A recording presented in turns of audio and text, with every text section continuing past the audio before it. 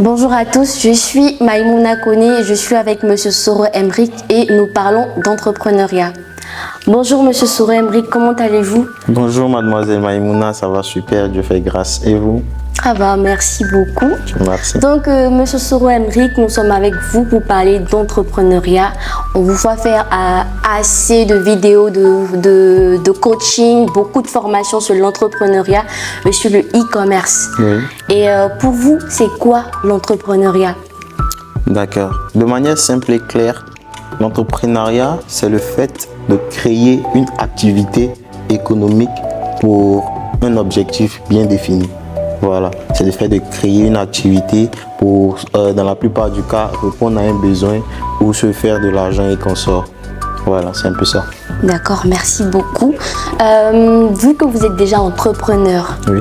vous, durant tout votre parcours, est-ce que vous avez été confronté à des défis en tant qu'entrepreneur? Est-ce que il vous est arrivé un moment où c'était compliqué et vous étiez peut-être contraint ou bien il vous êtes venu à l'esprit d'abandonner? Naturellement, parce que dans tout secteur d'activité, que ce soit hormis l'entrepreneuriat, il y a ces moments de doute là. Voilà. Et puis, vous aussi, vous êtes face aussi à de gros défis qui vous disent, mais abandonne tout, qu'est-ce que tu fais là?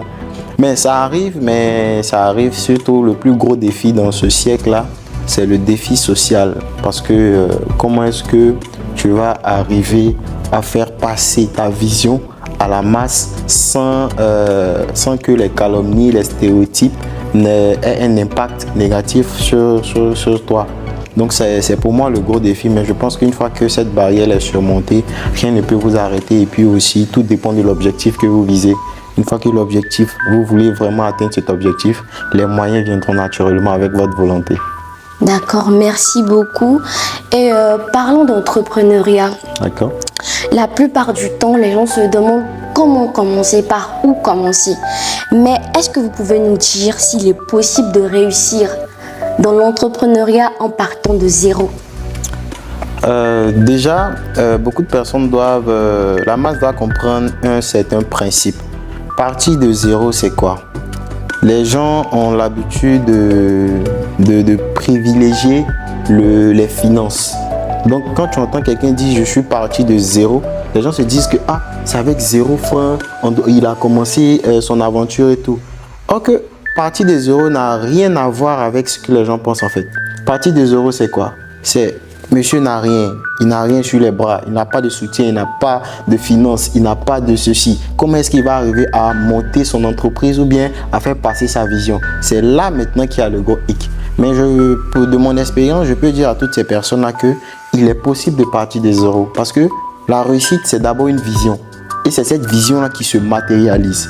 C'est quand vous avez un rêve que vous avez la force de penser aux solutions qui vont vous aider à réaliser ce rêve. Voilà. Donc pour moi, c'est bel et bien possible de partir de zéro, comme on le dit, sans finances, sans soutien et arriver à ses fins. Voilà. D'accord, merci beaucoup. Et sur vos différents réseaux sociaux, on arrive à voir aussi que vous taxez beaucoup la jeunesse. Vous parlez de personnes qui sont assises dans le salon de leurs parents, qui font rien, qui sont pauvres et tout. Qu'est-ce que vous pouvez nous dire sur cette situation, cette pauvreté? Déjà, nous allons partir du contexte, nous allons partir de la genèse. Parce que beaucoup de personnes ont un problème avec le thème pauvre. Certaines pensent que c'est une injure. Or, pour d'autres, ce n'est pas une injure. Pauvre ou riche est une question de qualification. Donc, moi, je pense que c'est un adjectif qualificatif. Nous qualifions telle personne de pauvre ou de riche. Mais le pauvre, là, ce n'est pas celui-là qui n'a pas 5 francs en compte en banque. Le pauvre, ce n'est pas celui-là qui est dépourvu de tout sens, si on peut le dire ainsi. Le pauvre, c'est celui-là qui manque de rêve, qui manque de vision, qui n'a pas d'objectif. C'est ça le pauvre. Parce que la réussite même et la richesse, les finances sont le dernier pan de la richesse. J'ai bien envie de vous expliquer qu'est-ce que c'est que la richesse. Je ne sais pas si vous allez me donner l'occasion, mais la pauvreté, c'est d'abord le manque de rêve et le manque de vision. Ce n'est même pas l'argent. Il y a des personnes qui n'ont pas 5 francs sur le compte en banque, mais qui sont plus riches que des personnes qui ont 1 million, 2 millions, 3 millions sur leur compte. Ça, je vous l'ai dit. Voilà. Donc, il va falloir vraiment maîtriser la définition de ces termes-là. Voilà. Sinon, être un pauvre, c'est tout simplement quelqu'un qui manque de vision, quelqu'un qui n'a pas d'objectif, quelqu'un qui se met seulement dans la veine de consommateur. Il ne fait rien pour pouvoir avoir une activité génératrice. Même si on parle de génératrice, on parle d'argent et tout, mais il faut pouvoir être utile pour notre société. Et c'est là, c'est dans cette optique-là que je taxe tout le monde de pauvre, de pauvre, de pauvre. Sinon, ça n'a rien à voir avec le fait que je marginalise ou je veux montrer une certaine supériorité face à quelqu'un. Non, c'est pas ça. Moi, en même temps, j'ai envie d'être subjective sur ce que vous venez de dire, c'est que tout le monde ne prend pas forcément en mal ce que vous dites, parce que parfois, il faut être poignant, vraiment peut-être essayer de faire un éveil de conscience à certaines personnes. Donc, pour moi, c'est pas déjà mal. C'est de motiver ces personnes-là à ne pas vraiment rester là, à ne rien faire. Exactement. Là, Et vous parliez tout à l'heure de richesse. Oui. C'est quoi la richesse? On a parlé de pauvreté, mais c'est quoi la richesse? D'accord. Je vais expliquer de manière claire qu'est-ce que c'est que la richesse. Et pour toutes les personnes qui nous suivent, si vous êtes arrivé à intégrer cette définition, je pense que la vie sera beaucoup plus facile pour vous. La richesse est un processus. La richesse commence par quoi? Par 4 piliers. Le premier pilier de la richesse, c'est la richesse spirituelle. D'accord. Le deuxième volet de la richesse, c'est la richesse mentale. Le troisième pilier de la richesse, c'est la richesse relationnelle. Et après ces 3 piliers-là, vient en dernière position, je dis bien en dernière position, la richesse financière. Parce que c'est quand vous avez une base spirituelle solide, un mental assis et un relationnel posé que l'argent vient naturellement à vous. Donc arrêtez de croire que la richesse, c'est les finances, c'est les millions. C'est pas ça. La richesse, c'est votre état d'esprit. En 1, c'est votre mental. En 2, en 3, c'est le relationnel. Parce que si tu as 5 millions et que tu n'as pas une femme qui vend des beignets au bord de la route pour pouvoir te procurer des beignets, tu vois que tes 5 millions ne servent à rien. Alors que quand tu as ce relationnel-là, au lieu de 2 beignets à 50, la femme peut te donner 4 beignets à 50 francs. Exactement. C'est ça la richesse. Merci beaucoup. Parlons toujours d'entrepreneuriat. D'accord. Est-ce que l'entrepreneuriat est une solution durable pour pallier à ce problème de pauvreté? Donc vous avez dit que la pauvreté, elle n'est pas forcément financière. Ouais. Voilà, mais il y a des personnes qui ont du potentiel. Voilà, ils ont du potentiel, mais ils n'arrivent pas à exploiter ou à mettre en valeur ce potentiel-là. Mais l'entrepreneuriat, est-ce que c'est vraiment une solution durable pour lutter contre ce phénomène de pauvreté, peut-être j'ai envie de dire pauvreté financière. Voilà, financière surtout. Oui, évidemment, l'entrepreneuriat peut s'inscrire dans les domaines qui vont permettre de pallier vraiment à la pauvreté. Voilà. Parce que comme je l'ai dit tantôt, l'entrepreneuriat, c'est le fait de créer une activité économique. Donc, imaginons que nous sommes 10 jeunes dans ce cadre qui, chacun, créons 10 activités économiques. Et ces 10 jeunes-là embaucheront naturellement 1 à 2 personnes. Ce qui fera quoi? Qui va réduire le taux déjà de chômage parce que ces personnes qui sont embauchées sont naturellement payées. Et vous allez voir que ces personnes qui seront embauchées sur un certain laps de temps, s'ils ont réussi à créer eux aussi une activité, vous allez voir que d'activité en activité, pas des activités qui sont identiques, mais des activités particulières qui apportent un plus au développement de la société d'une manière ou d'une autre. Vous allez voir qu'avec cet élan, si nous avons 100 jeunes qui ont une vision, qui ont une mentalité posée, vous allez voir que dans 5 ans, 10 ans, on sera vraiment une jeunesse, un pays vraiment aisé, autonome financièrement. Voilà. Voilà, merci beaucoup déjà. Concernant toujours l'entrepreneuriat. D'accord. C'est vrai, tout le monde parle d'entrepreneuriat en entend. Notre génération, c'est devenu un sujet vraiment populaire. Tout le monde en parle. Mais est-ce que tout le monde peut devenir entrepreneur? D'accord. Cette question est vraiment pertinente. Tout dépend de la vision. Voilà. Tout le monde peut se dire entrepreneur, mais tout le monde ne peut pas devenir entrepreneur. Parce que, comme je l'ai dit tantôt encore, il faut quelqu'un pour créer l'activité. Et il faut quelqu'un qu'on va embaucher pour faire tourner l'activité. Donc, toi qui aspires à devenir entrepreneur via la vidéo de tel ou tel mentor, quel est toi-même le domaine d'activité qui te définit? Parce que c'est vrai que tu peux vouloir devenir entrepreneur, tu peux vouloir devenir comme M. Emmerich, ou bien comme Dr Claudel et j'en cite plein d'autres. Mais est-ce que tu as la capacité de l'être? Est-ce que toi, tu n'es pas bon à être salarié? Est-ce que toi, tu n'es pas bon à réaliser une tâche? Voilà. Donc, chacun doit pouvoir se connaître soi-même. Avant de faire quelque chose, vous devez vous connaître. Est-ce que l'entrepreneuriat dans lequel je veux, le domaine dans lequel je veux me lancer va avec moi, ma personnalité, mes valeurs et mes principes? Si oui, ok. Sinon, qu'est-ce qui va avec moi? Comment est-ce que je peux modeler cela pour pouvoir être le meilleur dans ce que je fais? D'accord.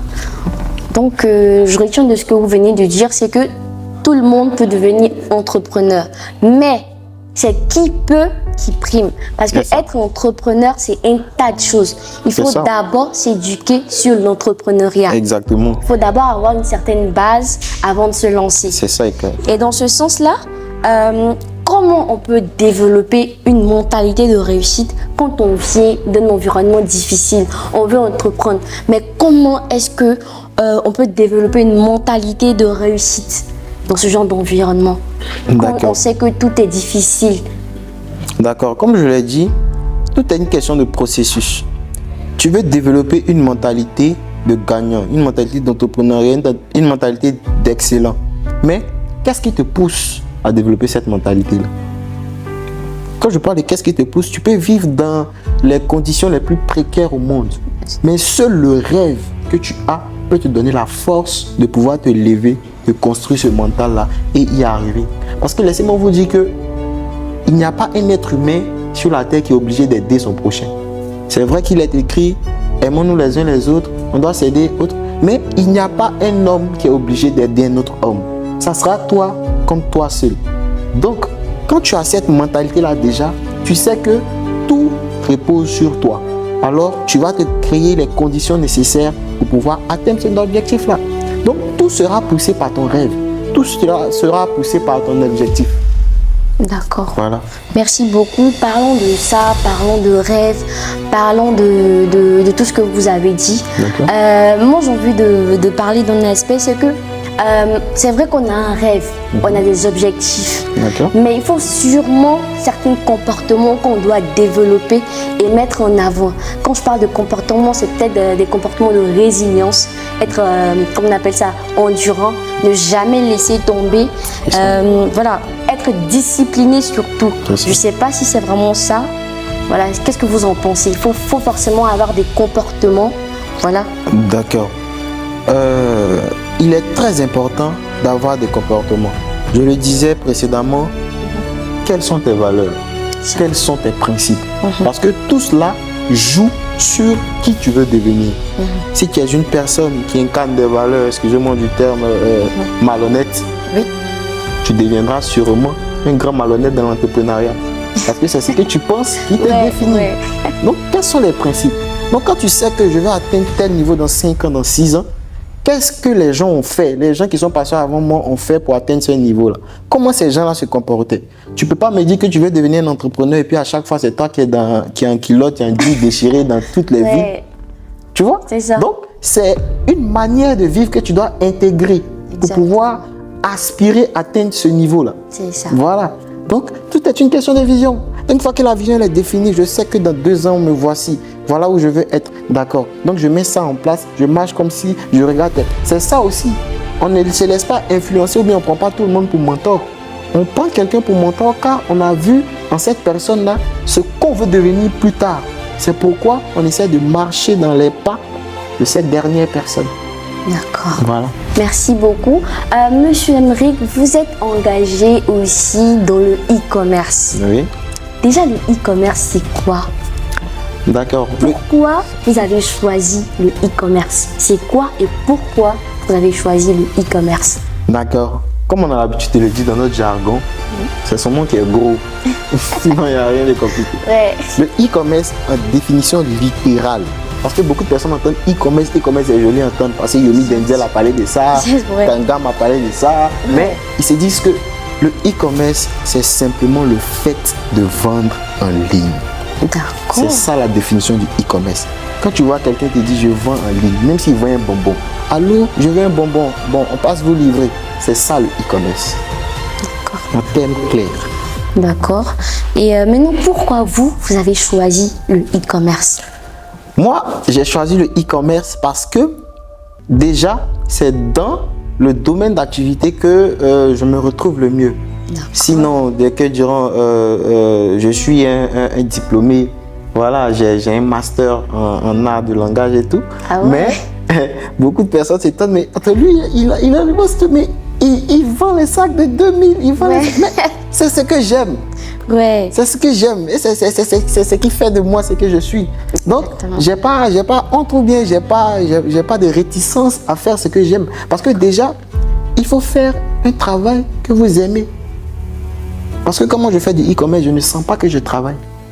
C'est comme c'est mon quotidien. C'est comme si quand je me lève le matin, je respire. C'est naturel pour moi de faire ça. Donc, ça fait que je fournis, je fais plus. Les gens se disent, mais comment il fait pour faire ça? Je prends un exemple. Quand je dis je fais 1 million en 3 jours avec des ventes. Mais quelqu'un qui dort, qui rêve, qui pense e-commerce. Comment tu ne veux pas qu'ils mettent des techniques en place et des stratégies en place pour pouvoir faire 1 million en 1 jour, en 2 jours? C'est ça, parce qu'on n'a pas les mêmes objectifs. Exactement. Voilà.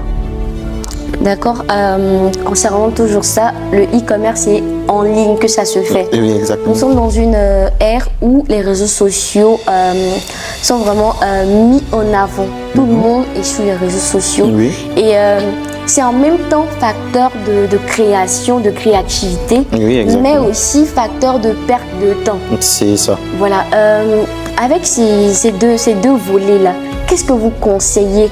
Vous êtes déjà engagé dans le e-commerce, mais qu'est-ce que vous conseillez? Parce qu'on a tendance à utiliser ça, peut-être on n'utilise pas bien. Plusieurs personnes comme moi, par exemple, nous sommes beaucoup sur les réseaux sociaux, en train de scroller de vidéo en vidéo, d'image en image.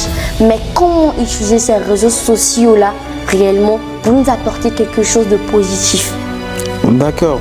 Déjà, nous sommes dans une ère où tout se trouve sur les réseaux sociaux.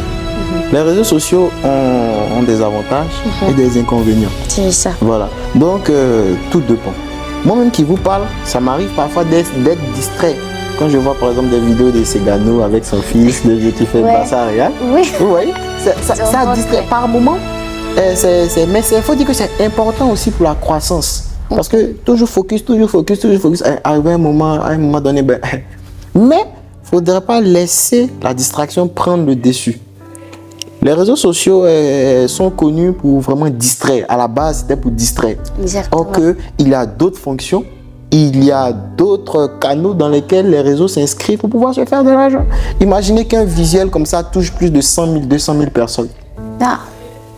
Donc, vous pouvez utiliser cela à bon escient.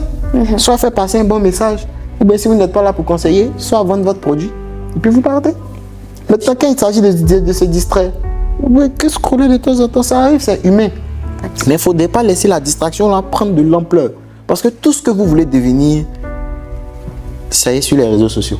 Si tu veux savoir comment faire pour tuer quelqu'un, l'enterrer sans que la police ne t'attrape, va sur Google, écris ce que je viens de dire et toutes les étapes vont sortir de A à Z. Donc, moi, je ne crois pas en quelqu'un qui va venir me dire que je veux faire ci, mais je n'ai pas les moyens. Je veux faire ci, je n'ai pas la capacité. C'est juste un gros paresseux. Excusez-moi de le dire. Parce que allez-y sur les réseaux sociaux, mettez ce que vous voulez. Avec l'ère même de l'intelligence artificielle, quelqu'un qui me dit qu'il n'a pas de compétences en temps, c'est que c'est un gros paresseux. Parce que l'avenir est sur les réseaux sociaux. La technologie prend de l'ampleur. Donc, toi qui es là, tu as un téléphone de 1 million en main pour prendre des photos et faire des statuts. D'accord, ton petit frère de 5 ans va manier ça, venir faire millions, il va s'arrêter devant la caméra pour te traiter de sale pauvre et puis tu vas te fâcher. Ouais. D'accord. Il faut savoir utiliser. D'accord. Et actuellement en Afrique et partout dans le monde, mais en Afrique précisément, nous voyons qu'il y a beaucoup d'offres intéressantes pour le e-commerce, il y a beaucoup de projets, il y a beaucoup de choses qu'on peut faire vraiment pour vraiment réussir dans le e-commerce. Maintenant, pour vous, quels sont les éléments? Bon, est-ce qu'il faut vraiment maîtriser des éléments pour se lancer dans le e-commerce? Est-ce qu'il faut connaître, avoir une certaine base d'abord? sur le e-commerce avant de se lancer? Parce que tout le monde ne peut pas comme ça. Bon, tu peux avoir la volonté de faire du e-commerce, mais est-ce qu'il faut vraiment maîtriser une certaine base d'abord? Oui, exactement. Évidemment, rien ne s'acquiert, rien n'arrive à se réaliser sans compétence. Et pour avoir la compétence, il faut l'information. Et l'information, c'est quoi? C'est tout ce que tu dois maîtriser pour, comme on appelle ça même, exceller dans ton domaine. Je prends un exemple. Quand un enfant naît, il a appelé à courir. Avant de courir, il fait 4 pattes. Avant de courir, il va se lever, il va essayer d'attraper jusqu'à ce qu'il ait la capacité de courir. Donc c'est pareil. Pour toi qui veux faire le e-commerce, il y a des codes que tu dois respecter. C'est pourquoi nous faisons des formations, sinon quelle est notre utilité? Parce que ce que nous faisons, ce que nous montrons, c'est ce que nous avons pris le temps d'apprendre, de maîtriser. Et nous avons simplifié pour pouvoir permettre à quelqu'un qui désire se lancer avec un temps réduit, permettre d'avoir un certain niveau. D'accord. Voilà, parce que si moi j'ai pris 6 mois à faire ce que j'avais à faire, à me former pour être ce que je suis actuellement, ces 6 mois-là, je les compressé dans une formation pour que quelqu'un qui travaille avec acharnement et détermination puisse arriver à faire les résultats que je fais en 2-3 mois. C'est ça la différence. Voilà. Donc, dans tout domaine d'activité, il faut se faire former.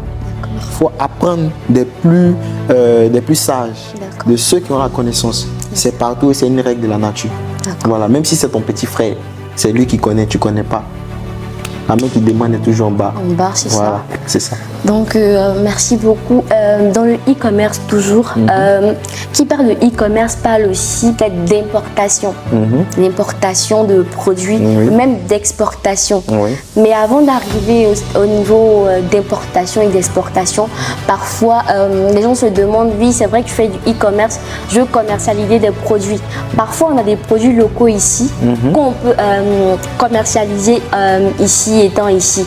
Mais comment savoir qu'on s'adresse à la bonne personne, à une personne, un fournisseur? Comment savoir qu'on s'adresse à un bon fournisseur? Et concernant l'importation, c'est à quel moment on peut se lancer dans l'importation, dans l'exportation, dans le e-commerce? D'accord. Déjà, moi je suis de ces personnes qui pensent que tout est une question de processus. Il y a des canaux à respecter, des codes à respecter. On a un marché local qui est riche, qu'on n'arrive pas à utiliser, à exploiter. Mais on se dit que c'est ce qu'on voit depuis l'extérieur qui est la bonne part. Or que, il y a tout ici, surtout en Côte d'Ivoire. Quand vous allez sur ma page TikTok, vous allez voir que, arrivé un moment, j'ai arrêté de parler d'importation. Et puis j'ai dit à mes abonnés, allons-y à Djamé. À Djamé que vous connaissez là. Allons là-bas. Là-bas, il y a des bons fournisseurs, il y a des produits que vous pouvez prendre. Il y a des produits, moi je prends à Djamé à 500 000 francs que je revends à 15 000, 20 000 sur mes réseaux. Parce que c'est la tendance. Les gens veulent. Alors que c'est à Djamé. Ils ne savent pas. C'est pourquoi j'ai dit, il faut maîtriser le marché local avant de te lancer dans le marché étranger. Parce que, imaginons, bon, tu fais les importations, tu as des bonnes relations avec des fournisseurs de l'étranger et tout, et puis ils veulent connaître ton pays. Et puis on s'adresse à toi. Tu n'es pas capable de dire, bon, ici vous pouvez trouver de la tchéké, ici vous pouvez trouver des bananes, ici vous pouvez trouver ci, vous pouvez trouver ça. Vous voyez qu'il y a un problème. Donc avant de prétendre être expert dans le domaine extérieur, il faut être expert dans ton domaine. Exactement. Voilà, je prends le cas de Claudel Loubissi, M. Claudel Loubissi du Cameroun que je salue au passage, avec sa marque de chips Njoka. Une marque qui est devenue internationale maintenant. Mais ce sont des bananes. C'est que nous on appelle ici banane, c'est comme on peut faire à l'oukou là. Là-bas, ils appellent ça le plantain. Les amis du continent. Ils appellent ça le plantain. Donc, ce monsieur, il a travaillé sur des produits locaux. Comment faire, comment on appelle ça, empaqueter ce produit-là pour le rendre au standing. Et maintenant, Njoka est reconnu partout. Donc, c'est ça.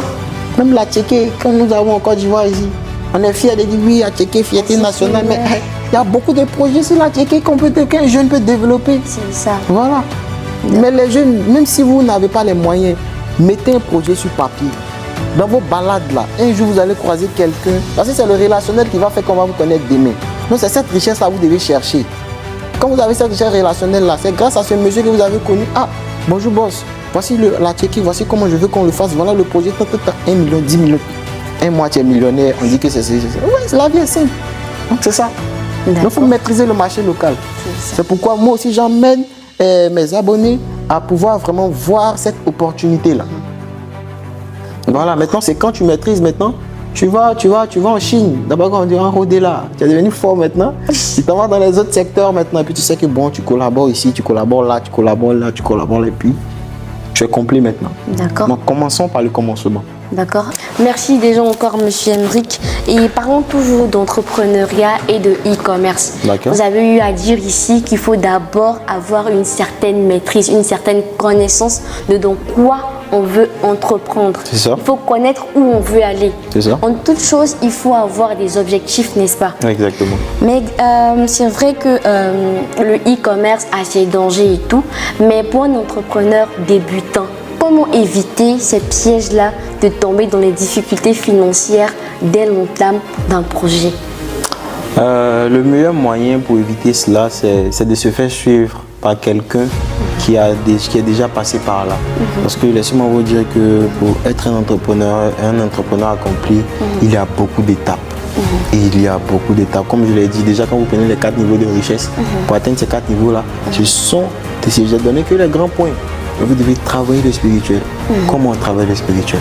Qu'est-ce qu'il faut faire? Comment est-ce que il faut quelqu'un qui est passé par là pour vous mettre sur les rails. Comment est-ce qu'avoir le mental? Quelle valeur? Comment je dois me comporter? Comment je dois m'habiller? Comment je dois me présenter? Qu'est-ce que je dois faire? Qu'est-ce que je dois manger? Qu'est-ce que? Donc si vous n'avez pas quelqu'un pour vous suivre, ce sera compliqué. Mais vous pouvez aussi vous auto-former. Il y a beaucoup de vidéos de motivation sur Internet où des grands entrepreneurs, des grandes personnes parlent toujours de développement personnel, de développement truc. Quand je parle de ces personnes, ça me vient en tête le révérend Wafo, nous avons Cédric Josier, nous avons le grand frère Vincent Kadjo qui donne des conseils tous les jours sur leur plateforme, sur tout. Ce sont des modèles, ce sont des personnes à suivre. Parce que ces personnes aussi, par leurs vidéos, vont traiter un sujet que vous recherchez. C'est comme ça. Et nous sommes dans un monde où on peut avoir tout le monde à portée. Après, vous allez sur ma page TikTok, vous allez voir mon numéro que je vais bientôt supprimer d'ailleurs, qui est là-bas, où tout le monde peut me contacter. Voilà, c'est comme ça aussi, vous pouvez envoyer un mail à n'importe quelle personne. N'ayez pas peur. N'ayez pas peur. Demandez, l'on vous donnera. Tu sais que lui là, c'est telle célébrité, c'est inaccessible. Envoie-lui un mail. Là au moins, le jour où la chance doit venir, là, la chance va dire que il aura essayé. C'est ça. Il est prioritaire aux autres. Exactement. C'est comme ça. D'accord. À ce sujet-là, quel conseil pouvez-vous donner à une personne qui hésite ou qui a peur de se lancer dans l'entrepreneuriat? Une personne qui a peur, qui a beaucoup peur des risques. Et si j'échoue, est-ce que ça va réussir? Est-ce que voilà, quelqu'un qui est beaucoup négatif. Franchement, si tu es beaucoup négatif, que tu as beaucoup peur, que tu hésites, il faut abandonner. C'est le conseil que je peux lui donner. Pourquoi? Voilà, parce que il suffit pas, c'est pas sur ça que tu dois travailler. Tu dois même pas, tu as plus venir travailler sur l'entrepreneuriat, si c'est ce que tu veux faire. Parce que tu veux faire quelque chose, mais tu as peur. C'est pas sur ça que tu dois te focaliser. Tu dois d'abord travailler sur cette peur qui est en toi, ce doute qui est en toi, cette hésitation qui est en toi. C'est après avoir travaillé sur ça que tu auras la capacité de te lancer maintenant. Parce que tant que tu auras peur, tu seras couché dans le salon de ton père ou des gens à ne rien faire. Et puis, nous, on va te traiter de pauvre. Donc, juste pour rire.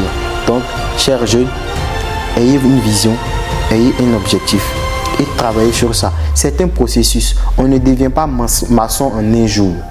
Vous devez apprendre. Et pour apprendre, il y a certaines étapes que vous devez connaître. Quand tu sais que tu es à l'étape de la peur, de l'hésitation, calme-toi, pose-toi et travaille sur cette peur, travaille sur cette hésitation.